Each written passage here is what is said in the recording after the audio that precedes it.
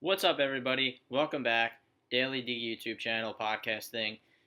So this time, instead of doing sports, like I said on the first video or first podcast, we're going to be doing a lot of different things. And today is the first installment of the movie review podcast section. We're going to get right into it. And what better way to start out a movie review section than with the movie Bird Box? Yes, I really like the movie. And if you go on Twitter, there's really three things that you're going to find if you type in Bird Box. I loved it, I hated it, and Bird Box Challenge. And no, I'm not going to be doing the Bird Box Challenge. And to your next question, no, I'm not going to be doing the review with the blindfold on the entire time. So let's get right into it. First of all, you're going to see a little thing in the right here. Hit that button. That's the subscribe button. Subscribe to my channel. I'm going to be doing more movie reviews, more TV show reviews, more sports podcasts, and also if you play guitar, I'm going to be teaching you a lot of different songs and how to play them. If you like to do card tricks or you want to learn how to do them, I'm going to be showing you a lot of them and how to do them just for fun. So let's get into the movie review. What was the movie about? If you have not seen the movie, do not watch the rest of this video unless you don't care to see the movie and you just want to know, hey, I wonder what Bird Box was about. Then watch the rest of it. But otherwise, if you plan on watching it like tomorrow or tonight or next week, probably shouldn't watch the rest of this video because I'm going to ruin it. What was it about? Basically, it's a post-apocalyptic movie where there's like these monsters that people call them, or like this supernatural force that kind of makes people want to kill themselves. And it goes around where the movie's taking place, and it's going around the world.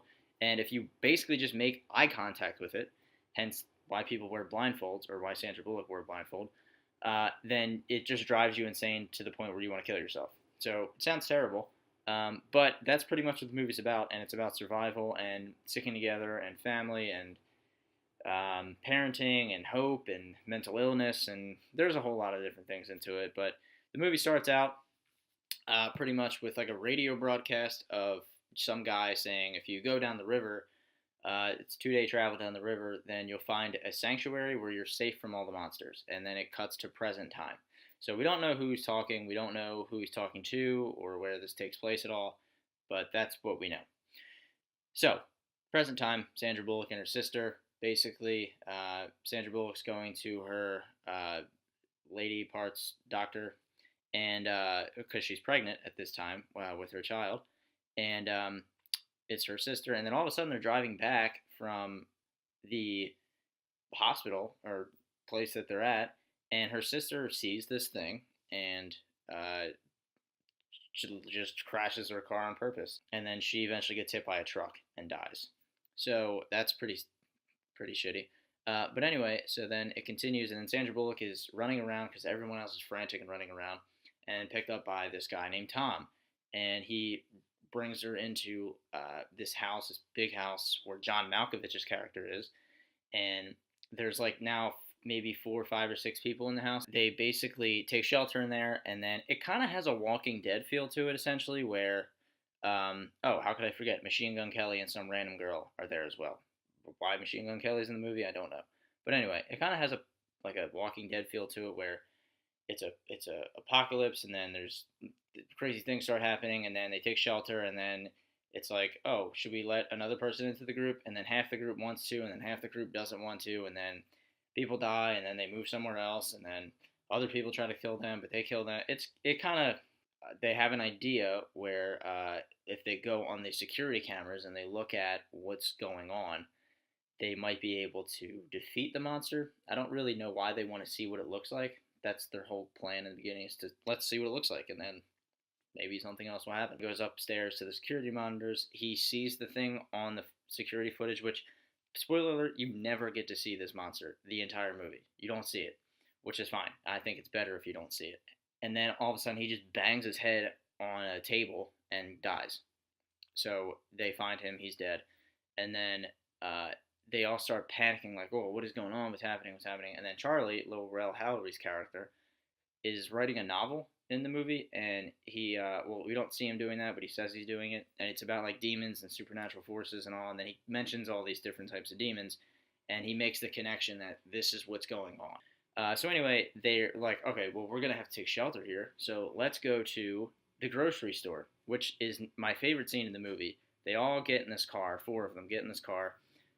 Sandra Bullock, Tom's driving the car, Lil Rel Howery, John Malkovich, and Machine Gun Kelly and the girl. They all get in this car, which is too many people to fit in one car, but they all get in this car, and it's got like the camera, rear view camera thing, and the GPS and all that. So they turn the camera off, and they tint all the windows. They trash bag all the windows so you can't see anything outside because they've now figured out if you look at this, it's going to kill you. And they have to drive using the GPS monitor on the car on the screen, like a navigation system. So they're doing that, and the only reason they know how to get there is in the layout of the supermarket where they're going is Lil Rel Howery's character Charlie. He works at the supermarket, so naturally he knows the entire blueprint of the entire store. So they go, they drive, they start running over bodies, they start hitting curbs, and they finally get there, and they start rummaging through everything and pillaging basically the entire supermarket, taking all they can get. They literally filled their carts, all of them filled their carts, and then they all pack it into this four-door sedan, and like they'll just throw everything in the trunk. I don't know. But anyway, so then they hear a knock on the freezer door, and it's one of Charlie's co-workers who's been affected by this monster, but he's not dead yet. He didn't kill himself. He just has this weird look in his eyes, and Charlie ends up making eye contact with him, and then he runs into the freezer to save everybody before he could kill everybody, and then Charlie died. So then they get back. Machine Gun Kelly and the girl decide, we're out, we're just leaving, and they take the car and just leave without anybody noticing. So then the next thing that happens is there's a knock at the door, and it's this guy named Gary, and Gary is a huge dick because Gary says, "Oh, I'm lost and my friends died and I need to come in." And then Olympia lets him in because she's like, "Oh my God, what if it was me? I would want to come in." So then she lets him in. John Malkovich wants to say, "Get the hell out of here! I'm gonna kill you." And Sandra Bullock is like, I don't know what to do, but I kind of want to do the same thing because I don't really trust anybody." So anyway, Gary comes in, and then Gary's acting like all cool, and then out of nowhere, he just flips the switch and becomes this total loser, and he's like one of like the monster's recruiters guys, which I'll explain later what that means. A lot of people are like, well, why can he look at it? Yeah, he can look at the monster and be fine. And he starts drawing all these pictures of what it looks like, and there's all these different like demon faces that he's drawing that Tom finds, and then people just start dying. He opens all the blinds. He takes the old lady who's there and opens her eyes like this, and then he makes her look at it. She jumps out the window and dies, or she stabs herself, something like that. Meanwhile, while this is going on, Sandra Bullock and Olympia are both going into labor at the exact same time, which is wild. And Gary now wants to take their babies and kill them, which is insane. What happens, though, is Gary's in the room where they're giving labor, and he opens the blinds, like I said, and Olympia, who's pregnant and already gave birth, now looks out the window, and she jumps out the window and dies. So she kills herself.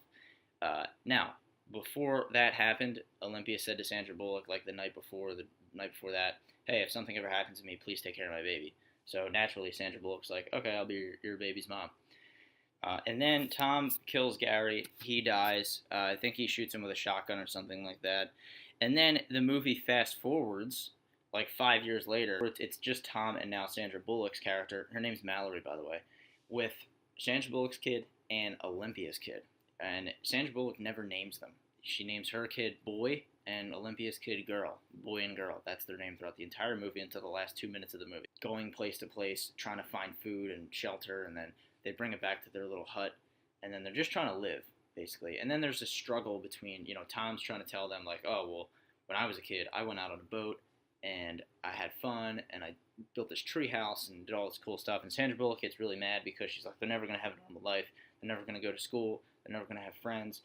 And that's the kind of battle between the two of them. And then all of a sudden, they get a call on the radio. Their little radio walkie-talkie guy that is the voice from the very, very beginning of the movie telling them, "Hey, there's a sanctuary 2 days river travel down shore.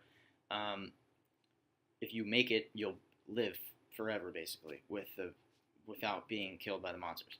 So they're like, should we go? I don't know if we should go or not, because the guy says if you have children, you should not go because there's a rapids and it's too risky and there's no way you're going to be able to make it. So they're kind of struggling. Do we go? Do we not go? And then one day they're going out pillaging and looking for food and shelter, and then there's these group of martyrs that kind of come in, and this is where the Walking Dead feel kind of comes into it, where it's this random group of people, and they're like, oh, there's people here? We should naturally kill them. So there's kind of like this standoff. Tom tells Mallory and boy and girl to run away. They do. Tom ends up shooting all of them, but his blindfold, he takes his blindfold off so he can see who he's shooting at, and then obviously he looks at the things and he dies, kills himself.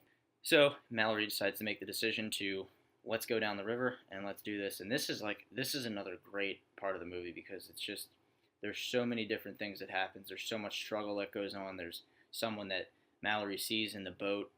She sees like some guy walking in the river, and he's kind of like Gary was, where his eyes are all screwed up, but he can see, he can look at these things, and he's trying to say like, oh, open your eyes. It looks amazing. You should look at the stuff. She doesn't do that, and he dies. She kills him. And then they keep going, and they finally get to the rapids, the part where the rapids are, and Sandra Bullock has to make a decision like, okay, I'm going to need someone to look because I don't know where the hell I'm going, because the whole time she has her blindfold on, and so do the kids, but she needs someone to look. And obviously 4-year-old boy and 3-year-old girl, however old they are, they can't see.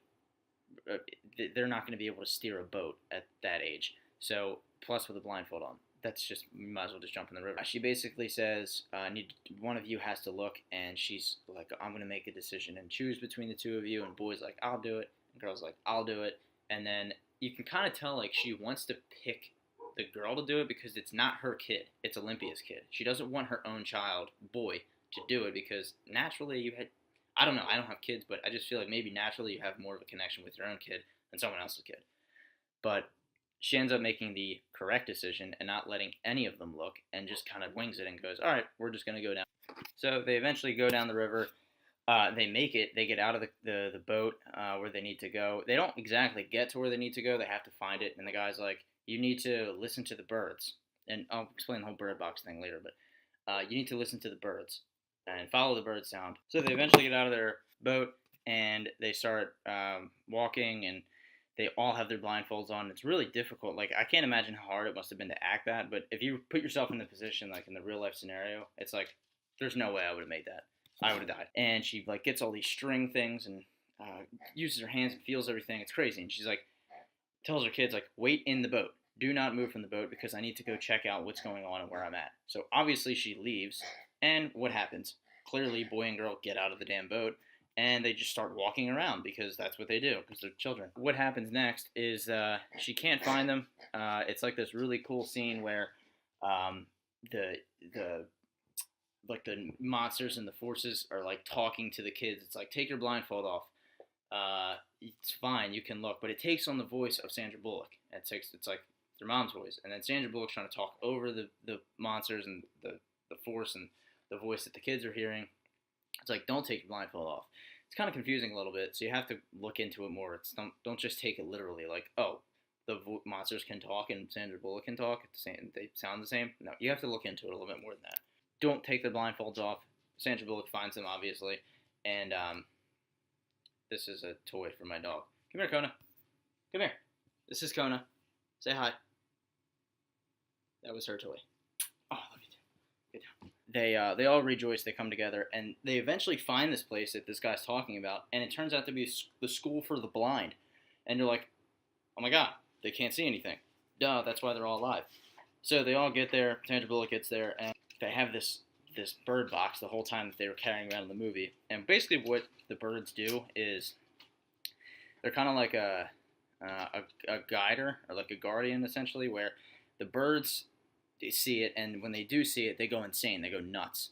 So Sandra Bullock carrying around this bird box, with 3 little green birds in them. I don't know what they're called, but there's 3 little green birds in there. The school for the blind people have this whole canopy up top, and it's surrounded by all these birds. So if the birds go insane, they know, oh, the monsters are around. Let's hide. But that never really happens. It's really basically the end of the movie at this point.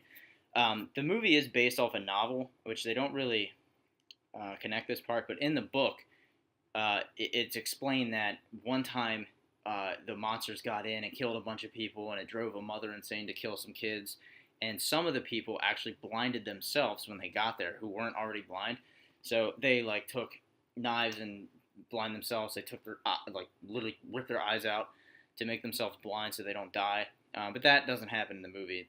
The director said she didn't want to make it as horror, like as much of a gore horror movie, and she wanted it to be like more of a suspense thriller, which I thought it worked perfectly.